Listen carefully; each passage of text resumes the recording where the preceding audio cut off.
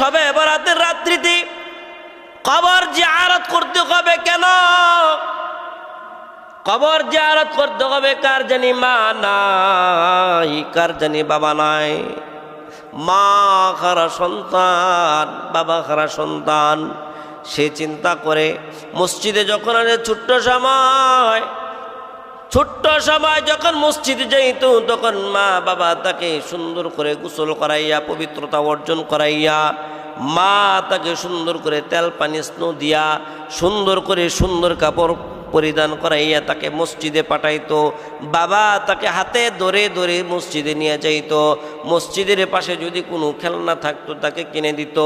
এই রকমভাবে দৃশ্যগুলো যখন তার চোখের সামনে ধরা পড়ে, চোখের সামনে ভেসে ওঠে, তখন সে নিজেকে আর সহ্য করে থাকতে পারে না, ধৈর্য ধারণ করে রাখতে পারে না। সে আস্তে আস্তে বিনাইয়া কাঁদতে কাঁদতে কবরের পাশে যাইয়া মালিকের দরবারে বলে, মালিক রব্বির হামহুমা কামা রব্বায়ানি সগীরা ওয়া কুর রব্বির হামহুমা কামা রব্বায়ানি সগীরা। আল্লাহ গো, আমার মা আমার বাবা ছোট্ট সময় যেই রকমভাবে আমাকে লালন পালন করেছে, যেইভাবে আমাকে ভালোবেসেছে, যেইভাবে আমাকে মহাব্বত করেছে, যেইভাবে আমাকে যত্ন করেছে গো আল্লাহ, তুমিও তোমার কুদরতি জান্নাতের মধ্যে আমার বাবা মাকেও তুমি এরকমভাবে যত্ন করিও। এই জন্য এই রাত্রিটা বড় গুরুত্বপূর্ণ একটা রাত। এই রাত্রের মধ্যে মানুষের রিজিকের অভাব থাকলে মালিকের কাছে বলো, মালিক সারাদিন কাজ করি কিন্তু রিজিক জুগাইতে পারি না। এমন মানুষের অভাব নাই, সারাদিন কাজ করে, মালিক বলে আজকে বেতন দেব না, এক সপ্তাহ পরে নিবা। সে খাইতে পারে না, অভাবের জন্য ছুটাছুটি করে। এই জন্য আল্লাহ বলেন, মালিকের কাছে চাও, আমার কাছে চাও, আমি মালিক তোমার মনের ন্যাক আশাগুলো এই রাত্রিতে পুরা করে দিব। এই জন্য ভাই শবে বরাতের রাত্রটার অনেক গুরুত্বপূর্ণ একটা রাত্র। এই রাত্রটার মধ্যে আল্লাহর পয়গম্বর সাল্লাল্লাহু আলাইহি ওয়াসাল্লাম বলেন, অসংখ্য মানুষকে আল্লাহ পাক রব্বুল আলামিন মাফ করে দিবেন। অসংখ্য মানুষকে আল্লাহ পাক রব্বুল আলামিন মাফ করে দিবেন। সাহাবায়ে কেরাম বলেন, ওগো পয়গম্বর, কত সংখ্যক মানুষকে মাফ করবেন? আল্লাহর দুনিয়ার মধ্যে তো মানুষের অভাব নাই, কত সংখ্যক মানুষকে আল্লাহ রব্বুল আলামিন মাফ করবেন? সাহাবায়ে কেরামকে আল্লাহ রব্বুল আলামিনের হাবিব ডাক দিয়ে বলেন, ও বন্ধুরা আমার, ও সাহাবীরা রে, তোমরা শুনে রাখো, আগের যুগের মধ্যে একটা গোত্র ছিল বনু কালব। সারা দুনিয়ার মধ্যে আল্লাহ তাআলা থাকে এমন কোন জায়গা নাই যেই জায়গার মধ্যে আমার মালিক নাই। সব জায়গার মধ্যে আমার মালিক আছে। রাতের অন্ধকারে মালিক যেমন দেখেন, দিনের পরিষ্কার মধ্যেও তেমন দেখেন। মালিক মাটির নিচে যেমন দেখে, ঠিক তদ্রুপভাবে আসমানের উপরেও মালিক তেমন দেখে। কোন বান্দা যদি ইচ্ছা করে আমি মাটির নিচে চলে যাব, ওই জায়গার মধ্যে মনে হয় মালিক দেখবে না, না রে বান্দা না। এটা হলো আমার আপনার একটা ভুল ধারণা।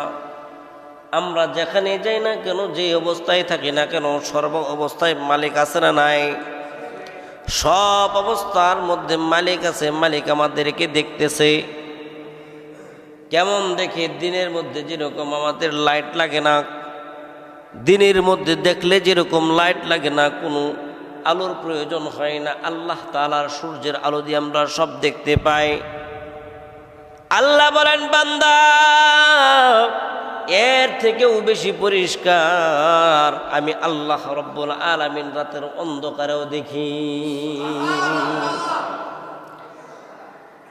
এই 14 তারিখ দিবাগত রাত, শবে বরাত, এমন একটা রাত্র, যেই রাত্রের মধ্যে আমি আল্লাহ রব্বুল আলামিন আসমানের মধ্যে এসে, পেহলা আসমানের মধ্যে এসে বান্দাকে ডাকতে থাকি, ও আমার গোলাম, ও আমার বান্দা কি প্রয়োজন আছে তোমাদের বলো না, আমি মালিক, আমি রব্বুল আলামিন তোমাদের হাজাত পুরা করে দিব, তোমাদের প্রয়োজন পুরা করে দিব। বান্দা তোমার কি প্রয়োজন, কি দরকার, তোমার কি লাগবে আমার কাছে বলো।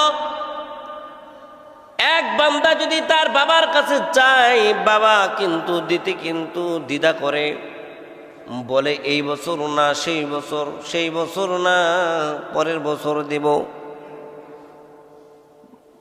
ছেলে বলে বাবা এই বছর না সেই বছর, মানুষ বাঁচে কয় বছর, তুমি আমাকে এই বছর না ওই বছর দিবা, মানুষ কয় বছর বাঁচে বাবা। মানুষের চাহিদা তো সব সময় সমান থাকে না রে বাবা। বাবা গো তুমি দয়া করে আমাকে এই জিনিসটা দিলে আমি খুশি হব। বাবা কিন্তু দিতে অস্বীকার করতে পারে। আল্লাহ বলেন বান্দা আজ শাবানের 14 তারিখ দিবাগত রাত, এই রাত্রের মধ্যে তুমি যা চাইবা আমি মালিকের কাছে, তোমার চাইতে দেরি হবে রে, আমি বান্দা তোমাকে দিতে কখনো দেরি করব না। এই 14 তারিখ দিবাগত রাত মালিক প্রথম আসমানের মধ্যে এসে বলে বান্দা কি চাইবি চা। তুই কি অভাবগ্রস্ত আছো, তুমি কি অভাবগ্রস্ত আছো, তুমি আমার কাছে চাও আমি তোমাকে দিব। আল্লাহ তাআলা তো সব মানুষের মনের খবর জানেন।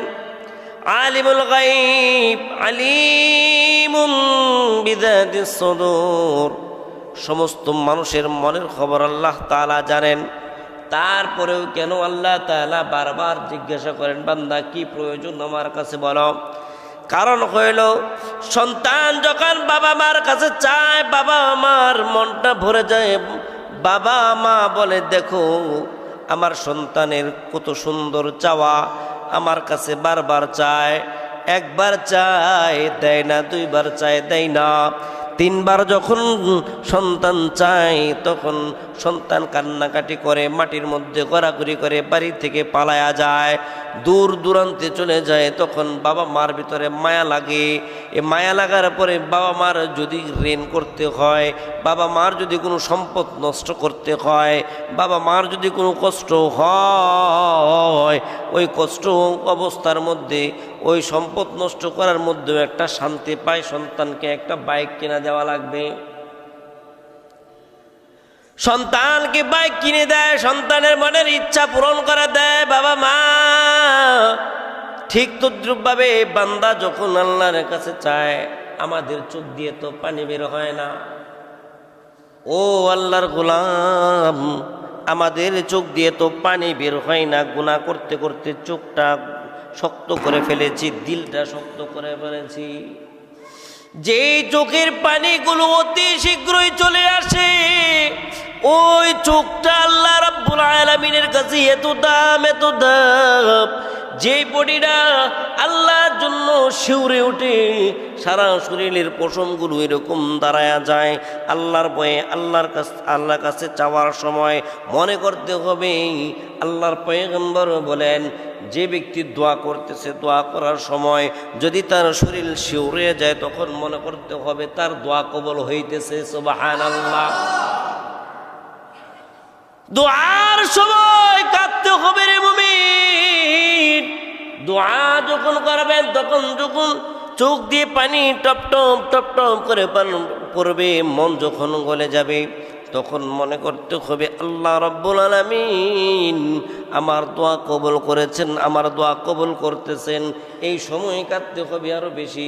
কিন্তু এখনকার সময়ের মধ্যে আমরা যখন নাকি দোয়া করি, মানুষের যত ব্যথাই থাকুক কিন্তু চোখ দিয়া পানি বের হয় না। কারণ গুনাহ করতে করতে চোখের পানিগুলো সব শুকায় ফেলাইছি, আল্লাহর মোহাব্বত দূর করে ফেলেছি, নবীর ভালোবাসা আমরা দূর করে ফেলেছি। এই জন্যই তো চোখের পানি নাই। আল্লাহ বলেন বান্দা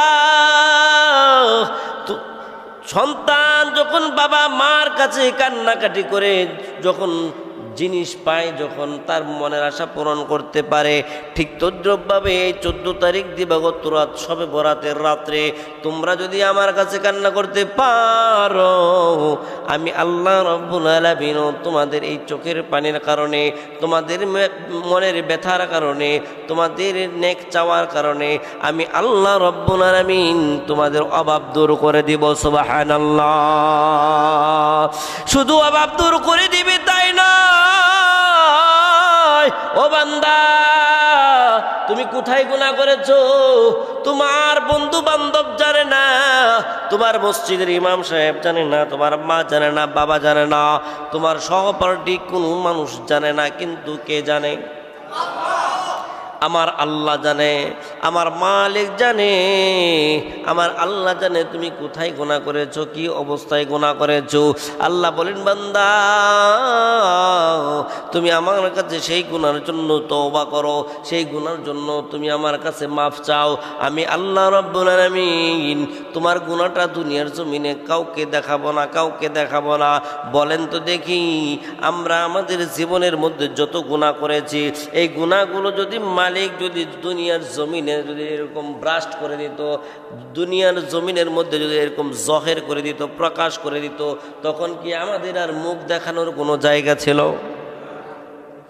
না না না না।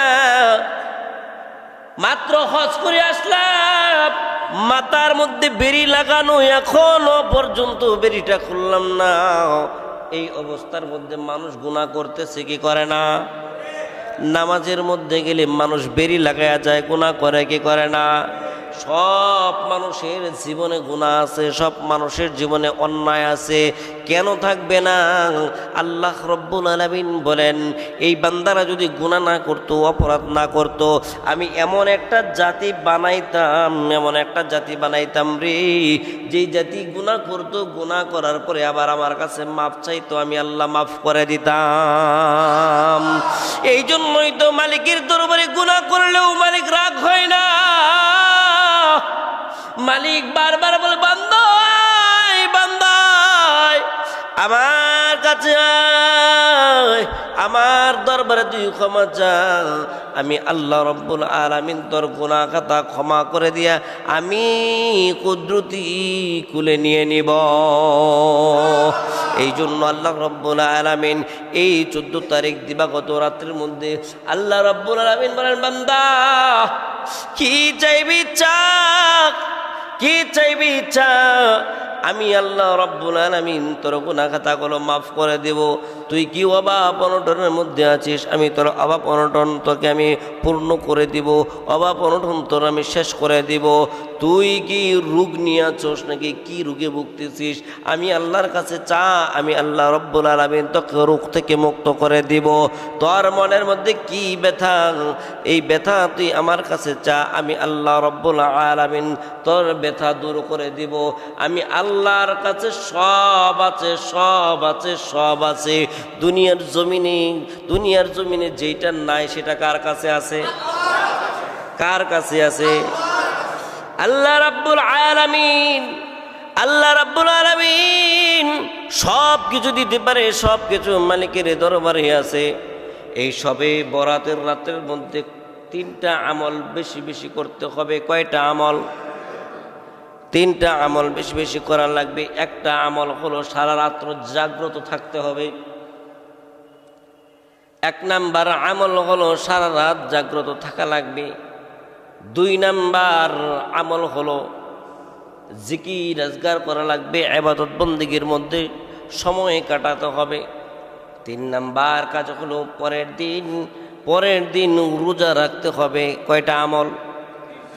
3টা আমল বেশি থেকে বেশি করা লাগবে। কোন দিন? কথা বোঝা যায় না? শবে বরাতের রাত্রে, শবে বরাতের রাত আগামী মঙ্গলবার দিন, সারাদিন যায়া রাত্রে, সারাদিন যায় রাত্রে, আগামী মঙ্গলবার দিন শবে বরাতের রাত। এই রাত্রের মধ্যে আল্লাহ রাব্বুল আলামিন সূর্য অস্ত যাওয়ার পরের থেকে সুবহ সাদেক পর্যন্ত, ফজরে নামাজের আগ পর্যন্ত মালিক বান্দাকে ডেকে ডেকে বান্দাকে পুরস্কার দিবেন, মালিক ডেকে ডেকে সরাসরি পুরস্কার দিবেন। এখন এই পুরস্কার পাবে কারা? যারা মালিকের কাজ করবে তারা। এই পুরস্কার পাবে কারা? মালিকের কাজ করবে যারা, পুরস্কার পাবে তারা। যারা মনে করেন সারা রাত জাগলো কিন্তু এই মসজিদ থেকে ওই মসজিদ, এই রাস্তা থেকে ওই রাস্তা, এই দোকান থেকে ওই দোকান দৌড়াদৌড়ি করলো, সে কি পাবে? মালিকের ইবাদত করা লাগবে। মালিক এই রাত্রে বান্দাকে ডাকতে থাকে, বান্দার কি প্রয়োজন, কোন জিনিস লাগবে তোমার, আমার কাছে চাও, আমি আল্লাহ তোমার মনের আশা পূরণ করে দেব। এই জন্য এই রাতের মধ্যে বেশি থেকে বেশি ইবাদত করা লাগবে, কোরআন তেলাওয়াত করা লাগবে, নফল নামাজ পড়া লাগবে, জিকির আজকার করা লাগবে, আল্লাহ তাআলাকে বেশি বেশি ডাকা লাগবে ইনশাআল্লাহ। আল্লাহর পয়গম্বরের স্ত্রী হযরত আয়েশা সিদ্দিকা রাদিয়াল্লাহু তাআলা আনহা বলেন, এই রাত্রিতে যখন নাকি হাবিব আমার, এই রাত্রিতে যখন নাকি আমার ঘরের মধ্যে আসলেন, আয়েশা সিদ্দিকা রাদিয়াল্লাহু তাআলা আনহা বললেন, আল্লাহর পয়গম্বর এসে তার জামা খুলে ফেলছেন, আমার ঘরে শয়ন করবেন, কিন্তু খোলার সাথে সাথে আবার জামা পরিধান করে ফেলেছেন। আয়েশা সিদ্দিকা রাদিয়াল্লাহু তাআলা আনহা কিচ্ছু বললেন না, চুপ করে রইলেন। আয়েশা সিদ্দিকা রাদিয়াল্লাহু তাআলা না দেখলেন জামা পরে আবার ঘর থেকে বের হয়ে গেছেন, বের হয়ে কোথাও জানি যাইতেছেন। আয়েশাও এরকম পিছনে পিছনে আল্লাহর পয়গম্বরের পিছনে পিছনে যাইতেছেন। হঠাৎ করে আল্লাহর পয়গম্বরকে দেখা যায় না। আয়েশা সিদ্দিকা প্রতিটা ঘরের মধ্যে, তার যে সতীনের ঘর আছে, প্রতিটা ঘরের মধ্যে এরকম খুঁজতেছেন পয়গম্বর গেছেন কিনা। আয়েশা মনে করেছেন আজকে তো আমার রাত্র, আজকে কি আমার অন্য কোনো বোনের ঘরে গেল কিনা। এইরকম ভাবে প্রতিটা ঘর খোঁজাখুঁজি শুরু করে দিলেন। আয়েশা রাদিয়াল্লাহু তাআলা আনহা একবার যাইতে যাইতে জান্নাতুল বাকির মধ্যে যাইয়া দেখেন মসজিদে নববীর পাশে জান্নাতুল বাকির কবরস্থান আছে, অসংখ্য সাহাবীদের কবর, অসংখ্য সাহাবীদের কবর। ওই কবরের পাশে যাইয়া দেখেন আল্লাহর পয়গম্বর আমার নবী জনাবে মুহাম্মদুর রাসূলুল্লাহ সাল্লাল্লাহু আলাইহি ওয়াসাল্লাম দুইটা খাতম আল্লাহর দরবারে বাড়াইয়া দিয়েছেন। বাড়াইয়া দিয়ে আল্লাহর দরবারে কান্নাকাটি করেন, চোখের পানি টপ টপ করে ফেরাইতেছেন। আর আল্লাহকে বলেন, আল্লাহ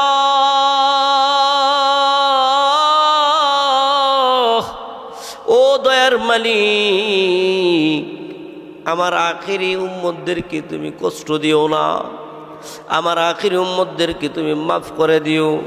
আমার আখিরি উম্মতরা পরীক্ষার সম্মুখীন হইতে পারবে না। আল্লাহ তুমি দয়া করে মায়া করে আমার উম্মতদেরকে তুমি মাফ করে দিও। ও আল্লাহ, এই যে জান্নাতুল বাকির মধ্যে আমার যত সাথী এই জান্নাতুল বাকির মধ্যে শুয়ে আছেন, তাদের কবরের আযাবগুলোকে তুমি মাফ করে দিও। আল্লাহ তুমি আমার দোয়াগুলো কবুল করে নিও। দুনিয়ার মধ্যে যত নর নারী দুনিয়া থেকে বিদায় হয়ে গেছে, সমস্ত নর নারীর কবরগুলোকে তুমি জান্নাতের বাগান বানায় দিও। একটা কবরের মধ্যেও তুমি আযাব দিও না। আল্লাহর নবী সাল্লাল্লাহু আলাইহি ওয়াসাল্লাম এরকম দুইটা হাত আল্লাহর দরবারে বাড়াইয়া টপ টপ করে চোখের পানি ফেলাইয়া দিয়া আল্লাহর নবী কান্নাকাটি করতেছেন, আল্লাহর নবী কান্নাকাটি করতেছেন। আয়েশা দূর থেকে দেখে দেখে আয়েশাও কান্নাকাটি করতেছেন। আয়েশা কান্নাকাটি দেখে দেখে যখন নবী যখন দোয়া শেষ করে ফেললেন, তখন পিছনের দিকে তাকায় দেখে আয়েশাও কান্নাকাটি করে। আয়েশাকে ডাক দিয়ে বললেন, ও আয়েশা, তুমি তো মনে করেছো আমি অন্য কোনো বিবির ঘরে আজকে যাব, কিন্তু না না, আজকের রাত্রটা এত একটা দামি রাত্র। মালিক প্রথম আসমানের মধ্যে আইসা বান্দাকে বলে, বান্দা কি দুঃখ, কি কষ্ট, কি ব্যথা নিয়ে তুমি ঘুরতেছো, তুমি আমার কাছে বলো, আমি আল্লাহ রব্বুল আলামিন তোমার ব্যথা দূর করে দিব। সুবহানাল্লাহ। আল্লাহ রব্বুল আলামিন আজকে রাত্রিতে আমার দোয়াগুলো কবুল করেছেন। আমার এই জান্নাতুল বাকির মধ্যে যত অপরাধী ছিল, যত গুনাহগার ছিল, আল্লাহ পাক রব্বুল আলামিন মাফ করে দিয়েছে। কিন্তু তুমি তো মনে করেছো আমি অন্য কোনো ঘরের মধ্যে আছি, কিন্তু আমি অন্য কোনো ঘরের মধ্যে না। আয়েশা সিদ্দিকা রাদিয়াল্লাহু তাআলা আনহা বলেন, ওগো পয়গম্বর, আপনি ঠিক বলেছেন, আমি ভেবেছিলাম আপনি অন্য কোনো ঘরের মধ্যে আছেন। দেখেন কত বড় মুত্তাকি, এই মুত্তাকি কত বড় মুত্তাকি, চিন্তা করে দেখেন। আর আমার আপনার স্ত্রী হইলে বলতো যে বেবি আমি এমনিতেই আসলাম, আপনার পেছনে পেছনে আসলাম, কত চাটুবাজি করতো, কত বড় চাপাবাজি করতো, কত কিছু বলতো। কিন্তু পয়গম্বরের স্ত্রী মা আয়েশা কিন্তু তা বললেন না। বললেন, পয়গম্বর আমি আসলাম, আপনি যা বলেছেন তাই আমি একটা সন্দেহ নিয়ে আসলাম।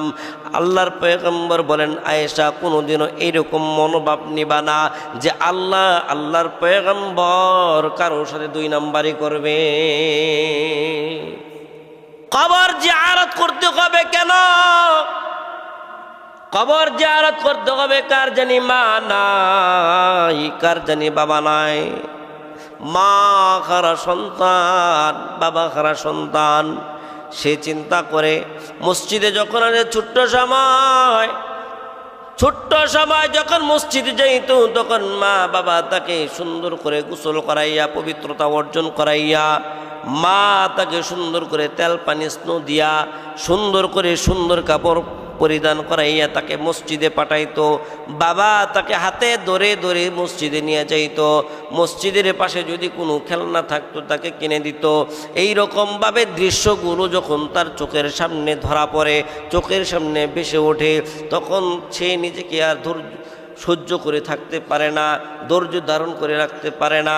সে আস্তে আস্তে বিনাইয়া কাঁদতে কাঁদতে কবরের পাশে যাইয়া মালিকের দরবারে বলে, মালিক রব্বির হামহুমা কামা রব্বায়ানি সগীরা ওয়া কুর রব্বির হামহুমা কামা রব্বায়ানি সগীরা। আল্লাহ গো, আমার মা আমার বাবা ছোট্ট সময় যেইরকমভাবে আমাকে লালন পালন করেছে, যেইভাবে আমাকে ভালোবেসেছে, যেইভাবে আমাকে মহাব্বত করেছে, যেইভাবে আমাকে যত্ন করেছে, গো আল্লাহ তুমিও তোমার কুদরতি জান্নাতের মধ্যে আমার বাবা মাকেও তুমি এরকমভাবে যত্ন করিও। এই জন্য এই রাত্রিটা বড় গুরুত্বপূর্ণ একটা রাত। এই রাত্রের মধ্যে মানুষের রিজিকের অভাব থাকলে মালিকের কাছে বলো, মালিক সারাদিন কাজ করি কিন্তু রিজিক জুগাইতে পারি না। এমন মানুষের অভাব নাই, সারাদিন কাজ করে, মালিক বলে আজকে বেতন দেব না, এক সপ্তাহ পরে নিবা। সে খাইতে পারে না, অভাবের জন্য ছুটাছুটি করে। এই জন্য আল্লাহ বলেন, মালিকের কাছে চাও, আমার কাছে চাও, আমি মালিক তোমার মনের ন্যাক আশাগুলো এই রাত্রিতে পুরা করে দিব। এই জন্য ভাই শবে বরাতের রাত্রটার অনেক গুরুত্বপূর্ণ একটা রাত্র। এই রাত্রটার মধ্যে আল্লাহর পয়গম্বর সাল্লাল্লাহু আলাইহি ওয়াসাল্লাম বলেন, অসংখ্য মানুষকে আল্লাহ পাক রব্বুল আলামিন মাফ করে দিবেন। অসংখ্য মানুষকে আল্লাহ পাক রব্বুল আলামিন মাফ করে দিবেন। সাহাবায়ে কেরাম বলেন, ওগো পয়গম্বর কত সংখ্যক মানুষকে মাফ করবেন? আল্লাহর দুনিয়ার মধ্যে তো মানুষের অভাব নাই, কত সংখ্যক মানুষকে আল্লাহ রব্বুল আলামিন মাফ করবেন? সাহাবায়ে কেরামকে আল্লাহ রব্বুল আলামিনের হাবিব ডাক দিয়ে বলেন, ও বন্ধুরা আমার, ও সাহাবীরা রে, তোমরা শুনে রাখো, আগের যুগের মধ্যে একটা গোত্র ছিল বনু কলব একটা গোত্র ছিল। ওই বনু কলবের গোত্রের মধ্যে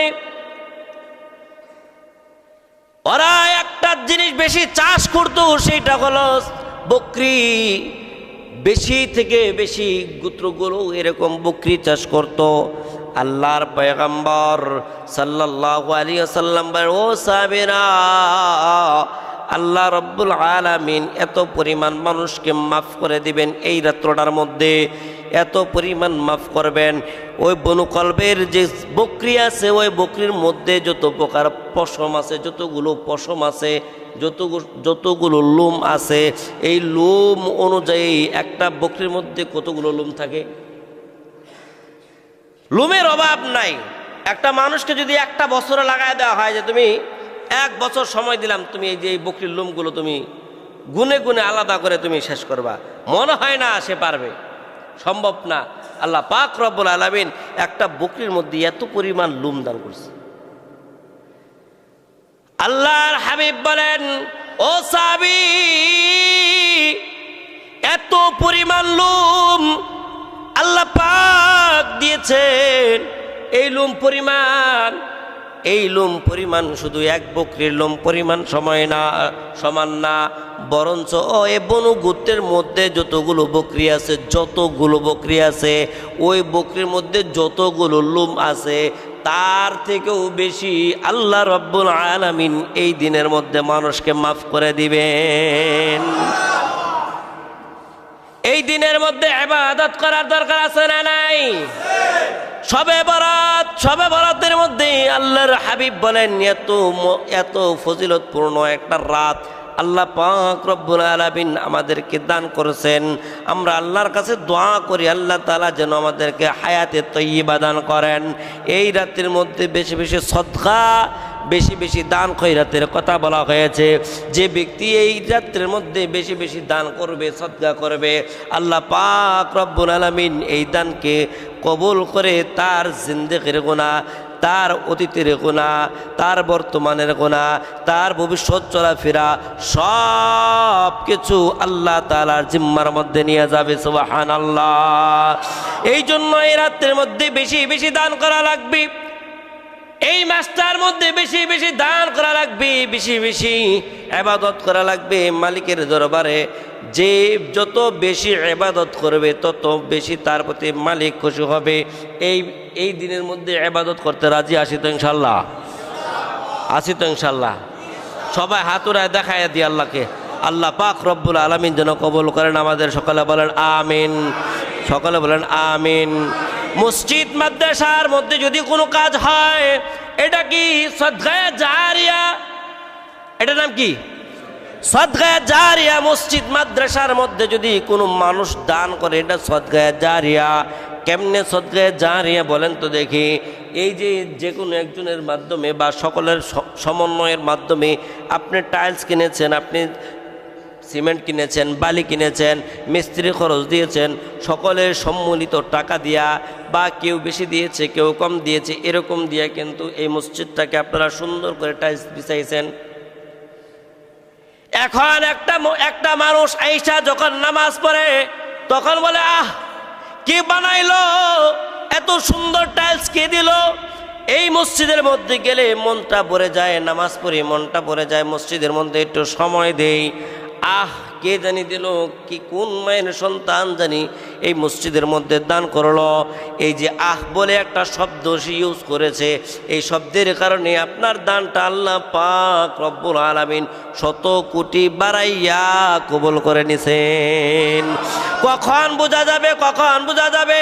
আমরা নামাজ পড়লে যেরকম আমরা আশা করি আল্লাহ তাআলা আমাদেরকে জান্নাত দিবে, আমাদেরকে জান্নাতের মধ্যে একটা ঘর দেবে, ঠিক তদ্রূপভাবে এই জায়গার মধ্যে যতদিন মানুষ নামাজ পড়বে, যতদিন এই নেকের কাজের মধ্যে মানুষ শরীক থাকবে, কাল কিয়ামতের দিন পর্যন্ত আল্লাহ পাক রব্বুল আলামিন তার আমল নামার মধ্যে এটার নেকি উঠাইতে থাকবে। সুবহানাল্লাহ। এই জন্যই তো মানুষ মসজিদ মাদ্রাসার মধ্যে দান করে। মসজিদ মাদ্রাসার মধ্যে মানুষগুলো বেশি বেশি বেশি বেশি বেশি বেশি মানুষ দান করে কেন? পরকালে শান্তির জন্য, পরকালে যাতে শান্তি পায়, পরকালে যাতে সে আরাম আয়েশে থাকতে পারে, বিনা হিসাবে জান্নাতে যাইতে পারে, এইরকম একটা শান্তি আমরা চাই কি চাই না? আল্লাহ পাক রব্বুল আলামিন যেন আমাদেরকে এমন একটা জান্নাত দান করে যে জান্নাতের মধ্যে আল্লাহ তাআলাকে সরাসরি দেখা যায়। দুনিয়ার জমিনের মধ্যে যদি কেউ একটা বাসা ভাড়া নেয়, সুন্দর একটা ভিউ দেখে, এই জায়গার কক্সবাজার যদি আপনি যান, কক্সবাজারে গেলে এমন একটা হোটেল সে চায় যে হোটেলের মধ্যে থাইকা সে বাহিরের কক্সবাজার যে সমুদ্র সৈকতটা সেটা দেখতে পারে। এটা দেখলে খুব তার শান্তি লাগে। বেলকনির মধ্যে যাইয়া যদি এই জিনিসটা দেখে তাহলে তার খুব শান্তি লাগে।